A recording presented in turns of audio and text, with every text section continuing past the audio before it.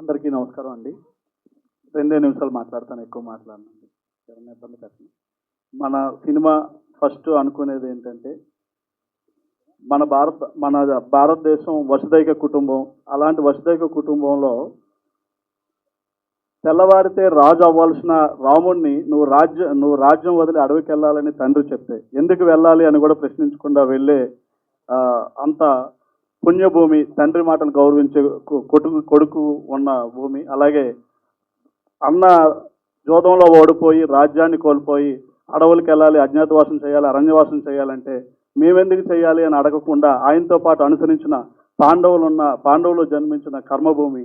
అలాంటి భూమిలో నేడు అంత బంధాలకి, పెద్దవాళ్ళకి అంత విలువిచ్చిన కుటుంబాల్లో నేడంతా కూడా న్యూక్లియర్ ఫ్యామిలీస్ అయిపోయినాయి. మా ఇద్దరు ఉంటున్నారంటే ఆ పెద్దవాళ్ళంతా ఊర్లో ఉండే పరిస్థితి వచ్చింది. సిటీలో అందరూ కూడా యంగ్స్టర్స్ వచ్చేసారు, ఇక్కడే సెటిల్ అవుతున్నారు. 3 బెడ్రూమ్ తీసుకున్నా నీకో రూము, నాకో రూము, మన ఇద్దరికో రూమ్ అనే పరిస్థితి ఇప్పుడు వస్తుంది. కాబట్టి నలుగురు పిల్లల్ని పెంచి పెద్ద చేసి ప్రయోజకులు చేయగలుగుతున్నారు తల్లిదండ్రులు. కానీ ఆ ఇద్దరు తల్లిదండ్రుల్ని చివరి దశలో నలుగురు కలిసి పెంచలేకపోతున్నారు. దానికి కారణాలు అనేక ఉన్నాయండి. అలాగని పిల్లలు తప్పు కాదు, పిల్లల్ని బ్యాడ్గా కూడా చూపించలేదు. But situations bad. సందర్భానుసారంగా వాళ్ళ పిల్లలు వాళ్ళ కుటుంబాన్ని నెట్టుకు రావడము, వాళ్ళ రెంట్లు కట్టుకోవడం, వాళ్ళ మెయింటెనెన్స్ వాళ్ళకే కష్టమైపోతున్న పరిస్థితి ఉంది. ఊరు వదిలి పెద్దవాళ్ళు బయటికి రాలేని పరిస్థితి ఉంది.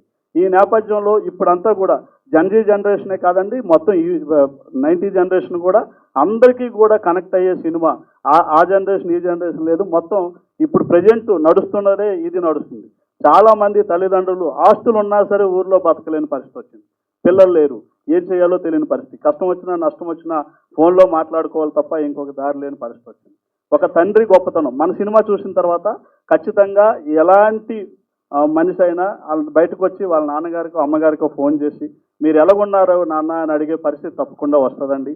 ఖచ్చితంగా అంత మంచి సినిమా, అంత మంచి కథ అనుకున్నట్టు వచ్చింది. అలాగే ఈ సినిమా కోసం కోమలి గారు చాలా కష్టపడ్డారు. చాలా ఫైనాన్షియల్గా కూడా ఈ రోజుల్లో సినిమా తీయడం, దాన్ని రిలీజ్ చేయడం ఎంత కష్టమో అందరికీ తెలుసు. ఒక ఆడపిల్ల అయ్యండి ఒక ఫోక్ సింగర్గా జీవితాన్ని ప్రారంభించి ఇక్కడ దాకా సినిమాని తేవడం అనేది, ఈ సినిమా మనం అనుకున్నప్పుడు ఒకలా ఉంటుంది, సెట్ మీదకి వెళ్ళేసరికి ఒకలా ఉంటుంది, పోస్ట్ ప్రొడక్షన్కి వచ్చేసరికి ఒకలా ఉంటుంది, రిలీజ్ అయ్యేసరికి ఇక్కడ జరిగిన సందర్భాలన్నీ కూడా అందరికీ తెలిసినవి, మీడియా మిత్రులందరికీ తెలిసింది. నా జీవితం కూడా మీడియా నుంచే స్టార్ట్ అయిందండి. నేను ఎంఏ జర్నలిజం చేశాను, చాలా పత్రికల్లో పనిచేశాను. నాకు తెలుసు మా మీడియా సోదరుల కష్టాలు తెలుసు, అలాగని మిడిల్ క్లాస్ కుటుంబాల్లో కూడా కష్టాలు కూడా తెలుసు. ఆ కథ నుంచి వచ్చింది. ఆవిడ రాసుకొని ఒక లైన్ నాకు చెప్పారు, కూతురు తండ్రి మధ్య కష్టాలు ఇప్పుడు జనరేషన్లో జరుగుతున్నాయని. ఆ కూతురు అత్తారింట్లో పడ్డ కష్టాలు, కూతురు అత్తారింటితో పాటు తండ్రి పిల్లల మధ్య ఉన్న బంధాన్ని కూడా కలిపి కంప్లీట్ సినిమాగా తీయాలి, ఒక తండ్రి గొప్పతనం తెలియచేయాలి అని ఉద్దేశంతో తీయడం అనేది జరిగిందండి. చరణ్ అర్జున్ గారు మంచి మ్యూజిక్ ఇచ్చారు ఈ సినిమాకి, చాలా మంచి లిరిక్స్ ఇచ్చారు చరణ్ అర్జున్ గారు. అలాగే మురళీధర్ గౌడ్ గారి గురించి చెప్పాలండి. చాలామంది మురళీధర్ గౌడ్ గారిని ఒక యాంగిల్లో ఇంతవరకు చూశారు, ఇప్పుడు 2.0 ఖచ్చితంగా చూస్తారు ఆయన. ఎందుకంటే ఈ యాంగిల్లో ఆయన ఎప్పుడు కూడా ఇంతవరకు ఏ సినిమాలో చూడలే. నేను ఒక ఇంటర్వ్యూ చూశాను ఆయనది, నాకు ఒక కంప్లీట్ సినిమా పడాలి, అది నా గోల్ అని ఆయన అన్నారు. ఆ ఇంటర్వ్యూ చూసి నేను ఆయన దగ్గరికి వెళ్ళా. ఈ పెద్దవాళ్ళ దగ్గరికి వెళ్ళాలంటే కొంచెం పాత హీరోగా ఉండి, ఈ పాత హీరో అయిపోయిన తర్వాత ఇప్పుడు వయసు పెరిగిన వాళ్ళ దగ్గరికి వెళ్ళాలనుకున్నాను.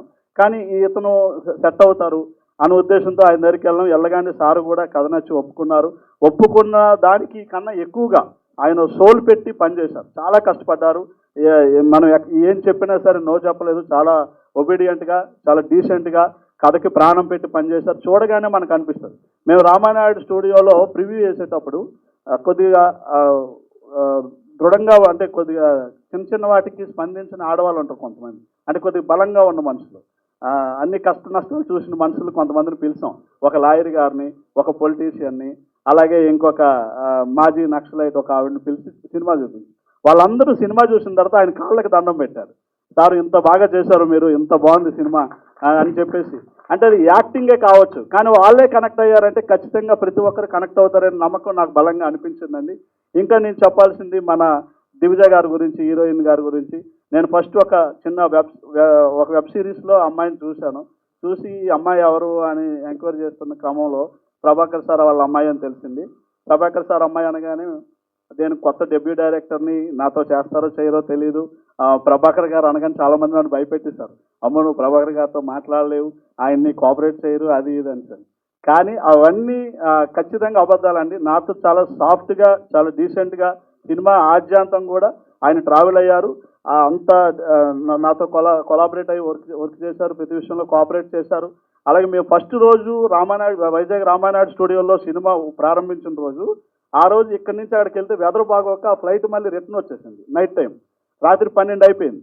ఆ టైం అప్పుడు కూడా ఆయన మళ్ళీ నేను ఫోన్ చేసి, సార్ ఎలా, మీరు కూడా రాకపోతే ఎలా సార్, మీరే కొద్దిగా నౌన్ ఫేస్ కదా, అది ఇది అంటే, ఇప్పుడు ఏం చేయండి సతీష్, మరి ఫ్లైట్ వెనక్కి వచ్చేసింది, ఇప్పుడు నేను ఇంటికి కూడా వచ్చేసిన అని చెప్పేసి అంటే, సార్ అలా కాదు, రాజమండ్రి వరకు వచ్చినా అక్కడి నుంచి కారు పంపిద్దామంటే, ఆ నైట్ టైం మొత్తం పడుకోకుండా ఆ దివిజ గారు ఆయన ఆ నైట్ అంతా కూడా ఆయన స్వామిమాలలో ఉన్నారండి. అప్పుడు అంతా కోఆపరేట్ చేశారు, వచ్చారు, అన్ని కష్టాలు పడి కూడా వచ్చారు, సినిమా కూడా నిలబెట్టారు. ఆ అమ్మాయి చాలా బాగా పనిచేశారు. అసలు ఇంత హార్డ్ వర్క్ చేస్తారని నేను అసలు ఎక్స్పెక్ట్ చేయలేదండి. అమ్మాయిని చూస్తే నిజంగా పల్లెటూరు అమ్మాయి ఏమో, ఒక మిడిల్ క్లాస్ రైతు కూతురేమో అన్నంత అనిపిస్తుంది సినిమా. ప్రభాకర్ గారు అమ్మాయి అంటే ఆ సినిమా చూసిన తర్వాత ఎవరు నమ్మరు, అంత బాగా పనిచేశారు. అలాగే మిగతా సత్యశ్రీ గారు ఆద్యాంతం సినిమా వర్క్ చేశారు సినిమాకి సంబంధించి. ఇక చివరిలో మన మ్యూజిక్ డైరెక్టర్ చరణార్జున్ గారి గురించి నాకు మాట్లాడేంత స్థాయి లేదండి. ఎందుకంటే ఆయన చాలా ఎప్పటి నుంచో ఇండస్ట్రీలో ఉన్నారు. ఫోక్లో మంచి లిరిసిస్టు, మంచి ఫోక్ సాంగులు చేశారు, మంచి సినిమాలు చేశారు. విమానం, ఇప్పుడు మన పీపుల్ మీడియా ఫ్యాక్టరీలో రేపు గరివిడి లక్ష్మి సినిమా వస్తూ ఉంది. ఇలా హుషారుపేటలు మన సురేష్ బాబు ప్రొడక్షన్గా అందులో వస్తూ ఉంది. ఇలాగ పెద్ద పెద్ద సినిమాలు చేసి కూడా ఆయన ఏ రోజు కూడా ఆ యాటిట్యూడ్ చూపించకుండా మాతో చిన్నవాళ్ళమైనా సరే మంచిగా కొలాబరేట్ అయ్యి మంచి లిరిక్స్ ఇచ్చారు, మంచి మ్యూజిక్ ఇచ్చారు, సినిమా చాలా బాగా చేశారు. అలాగే అందరూ కూడా మన సినిమాలో యాక్ట్ చేసిన ప్రతి ఒక్కరు. ఇక సాగర్ మాస్టర్ గారి గురించి ఆరు సాంగులు కూడా చాలా బాగా వచ్చాయండి. సాగర్ మాస్టర్ గారు మంచి కొరియోగ్రాఫర్. ఈ సినిమా తర్వాత మంచి బ్రేక్ వస్తుందని నేను బలంగా నమ్ముతున్నాను. మంచి హార్డ్ వర్కరు, మంచి డీసెంట్గా వర్క్ చేస్తారు, ఏ మాటలు తక్కువ మాట్లాడతారు, కష్టపడతారు. చాలా మంచి వ్యక్తి. భవిష్యత్తులో మంచి స్థాయికి వెళ్ళాలని మనస్ఫూర్తిగా కోరుకుంటున్నానండి. Thank you madam. అలాగే మా హీరో గురించి చెప్పాలి ఒకే ఒక్క మాట. హీరో జయం పంచాయతీలో ఇంట్రడ్యూస్ అయ్యారు, అందులో పంతులు character. At the same time ఈ సినిమాలో కూడా చాలా మంచి వర్క్ చేశారండి. ఆయనకు కూడా మంచి ఫ్యూచర్ ఉంటుంది ఈ సినిమా తర్వాత అని నేను దేవుని కోరుకుంటున్నాను.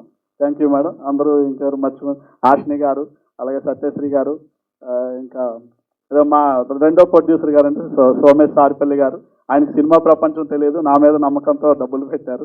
అందరికి కూడా దేవుడి దేవాలు అందరూ మంచిగా సినిమా మంచి హిట్ అయ్యి మంచి స్థాయికి వెళ్ళి భవిష్యత్తులో కామెడీ గారు ఇలాంటి సినిమాలు మరి ఎన్నో చేయాలని కొత్త డైరెక్టర్లు, కొత్త టెక్నీషియన్స్ చాలా మంది, ఎందుకంటే ఒక ప్రొడ్యూసర్ ఉంటే ఇండస్ట్రీలో చాలా మందికి పని దొరుకుతుంది. కాబట్టి ప్రొడ్యూసర్ బాగుండాలని మనస్ఫూర్తిగా కోరుకుంటూ ఈ అవకాశం నాకు ఇచ్చిన వాళ్ళందరూ కూడా మనస్ఫూర్తిగా ధన్యవాదాలు తెలియజేస్తూ, సారీ ఎక్కువ చెప్పుకుంటే సారీ అండి. Thank you.